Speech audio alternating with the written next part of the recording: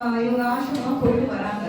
இப்ப சுவாமி பார்த்தா கழுத்துல நிறைய மாலை போட்டிருக்காரு. அப்ப தேவகி அம்மா சொல்றாங்க, நீ இவ்வளவு மாலை போட்டிருக்கீங்க சுவாமி, இது உங்களுக்கு நைட்டு தூங்கும்போது ரொம்ப உறுத்தலா இருக்கும், கழட்டி வச்சுட்டு காலையில போட்டுக்கலாம் அப்படின்னு சொல்றாங்க. அப்ப அவர் ஒரு ஜெபமாலையை கழட்டுறாரு. கழட்டிட்டு ஐயாவை கூப்பிட்டு அவர் கழுத்துல போட்டுட்டாரு. அந்த ஜெபமாலையில தான் ஐயா இங்க வரக்கூடிய பக்தர்களுக்கு எத்தனை பேர் ஆசீர்வாதம் வாங்கிருக்கீங்களோ அவங்களுக்கு தெரியும், அவர் ஆசீர்வாதம் பண்றாரு.